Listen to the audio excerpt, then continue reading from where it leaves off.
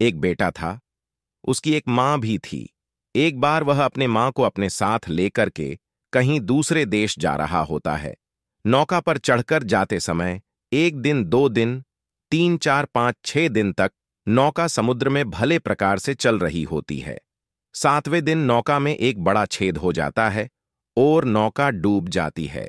वह जो लड़का था, उसने तुरंत अपनी माँ की ओर देखा कि माँ डूब रही है। उसने सोचा, मैं अपनी माँ को मरने कैसे दे सकता हूं? वह मेरी जननी है, इसने मुझे जन्म दिया है। वह तुरंत तैरकर अपनी माँ के पास गया और अपनी माँ को अपने कंधे पर ले लिया।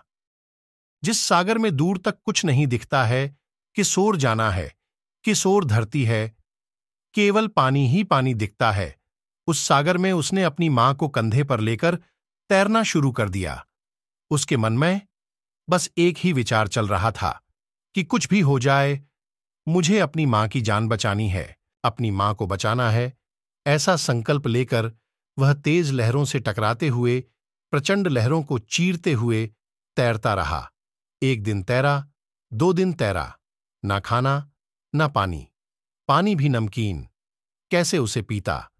परंतु उसने ठान लिया था कि मैं अपनी माँ को बचाकर ही रहूंगा। तैरते तैरते 6 दिन बीत गए। 7वें दिन ब्रह्मलोक में ब्रह्मा आगामी बुद्ध के दुर्लभता के बारे में चिंतन मनन कर रहा था।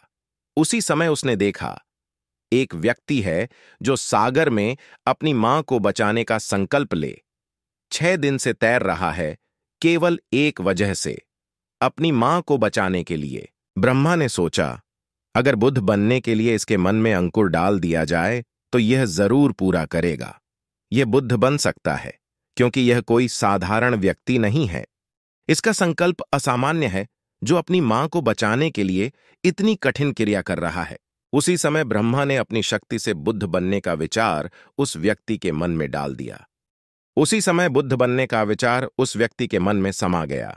ब्रह्मा के अनुभव से तुरंत 7वें दिन वह व्यक्ति किनारे पर आ गया। किनारे पर आते ही मां अपने बेटे को गले से लगा लेती है।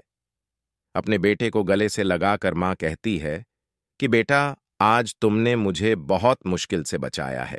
जिस प्रकार तुमने मुझे बचाया है, उसी प्रकार तुम इस संसार सागर में डूबे प्राणियों को भी बचाओ, मुक्ति दिलाओ। उसके लिए पुत्र, तुम बुद्ध बनने के लिए मेहनत करो।